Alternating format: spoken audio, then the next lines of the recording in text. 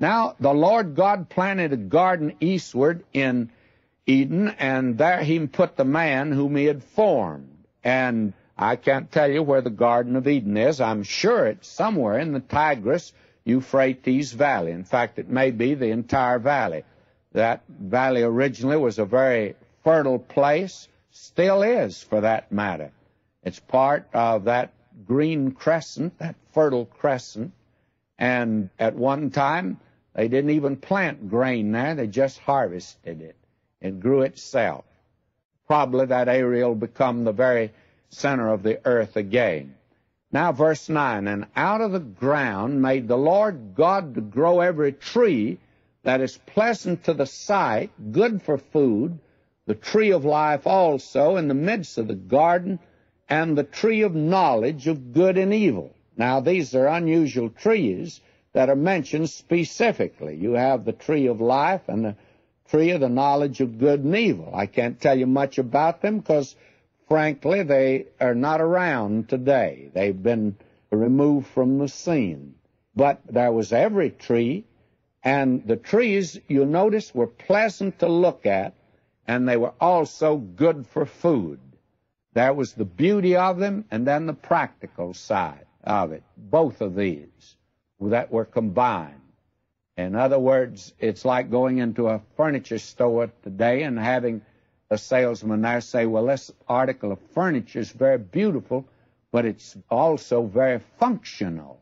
Well, that was the important thing in the Garden of Eden. They had some beautiful trees, but they were functional. The fact of the matter is, very practical. They were good for food. This earth on which we live, you still see something of the beauty. In spite of the curse of the fall upon the earth, the fall of man, there is still the fact that it brings forth today the thorn and the thistle. There's still a beauty here. In a recent trip out to the Hawaiian Islands, we were on the island of Maui, and I'd never been to the place called Hana. I'd heard so much about it, and it's difficult to get to. We drove down that road. I have never been in such a fabulous, fantastic, and wonderful foliage in my life. It is beyond description. And we made a certain turn, and there were many turns to make. But we came up on a very scenic spot, and you could look down that coast, and a little peninsula was stuck out there. There were the coconut trees, the papaya trees, the hibiscus, and the bananas and the bamboo, and a little church among those coconut trees, a church the missionaries started. And you just couldn't help but be startled as you stood there. In fact, so much so that I asked that the group pause and bow their heads in prayer, and we asked a member of our party to lead us in prayer that we were just privileged to see that spot. The Garden of Eden must have been a beautiful place. Now I read on, verse 10, and a river went out of Eden to water the garden, and from thence it was parted and became into four heads. The name of the first is Pison.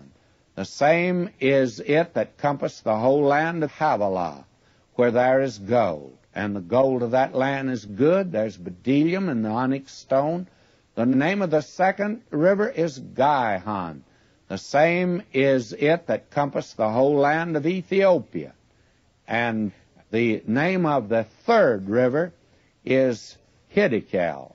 That is it, which goeth toward the east of Assyria. And the fourth river is Euphrates. And I think the one in Ethiopia would be the Nile, and the Hiddekel would be the Tigris. Verse 15, and the Lord God took the man and put him into the Garden of Eden to dress it and to keep it. Now, this man, remember, had dominion, and the forces of nature came at his beck and call. The Lord God commanded the man, saying, of every tree of the garden thou mayest freely eat, but of the tree of the knowledge of good and evil thou shalt not eat of it. For in the day that thou eatest thereof, thou shalt surely die. Now, it wasn't God's original intention for man to die, but man now is put on probation. You see, man has a free will, But privilege always creates responsibility. That's an axiomatic statement today. That is true. And this man who's now given a free will, he must be given a test, whether he'll obey God or not. And we're not going to have a question of whether the tree of the knowledge of good and evil was poison. I think it was the best fruit in the garden. And the day he'd do it, he'd die. Now, he'd die. Remember, he's a Trinity, and he'd have to die in a threefold way. He didn't die physically until over 900 years after this, but God says, in the day you eat, you shall die. Well, death means separation. He was separated from God spiritually the day he ate. You may be sure of that. Now we read in the Lord, God said, it's not good that the man should be alone. I'll make him a helpmeet for him. Now there was a purpose in God putting man there for a period of time alone, to show him that he had a need, that he needed someone to be with him. And now we are told that out of the ground the Lord God formed every beast of the field, every fowl of the air, and brought them unto Adam to see what he would call them. And whatsoever Adam called every living creature, that was the name thereof. Believe me, that man had to be a smart man to name all the animals. And some wag has said that when God brought an elephant to him and said to him, what shall we call this one? That Adam says, well, he looks more like an elephant than anything else. And I guess he did. Verse 20, and Adam gave names to all cattle, and to the fowl of the air, and to every beast of the field. But for Adam there was not found a help. The word meet should not be here. A help for him. That is, one agreeing and answering to him. In other words, a helper as his counterpart. The other half of him. And a man is but half a man until he's married. And that, I think, is very important to see. I'm not here to promote marriage, and yet I would say that that is God's intention for both man and woman.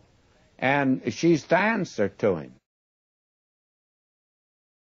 And notice what God did. The Lord God caused a deep sleep to fall upon Adam, and he slept, and he took one of his ribs and closed up the flesh instead thereof. Now, she's taken from Adam, from the side of Adam. And as Dr. Matthew Henry said years ago, God didn't take her from the head to be his superior, or from his foot to be his inferior, but took her from his side to be equal with him, to be along with him. And that is exactly the purpose. She is to be the other half of man. And that's exactly what God meant when he said, wives, obey your husbands. It means respond. It means answer to. You're the other part of him, the other half of him. He's only half a man. And the rib which the Lord God had taken from man made he a woman and brought her unto the man. And believe me, she was beautiful. Any woman today that you see that's beautiful, she inherited it originally from Mother Eve, because there's no beauty that she didn't have. She was a doll, let me tell you. Now she's the other half of Adam. And Adam said, this is now bone of my bones and flesh of my flesh. She shall be called woman, because she was taken out of man. And actually, the word for woman in the Hebrew is very similar to man, ish and isha. Very similar. Just the other part of man. She's to answer to man. And that's the reason that God intended man to take the lead. He created him first.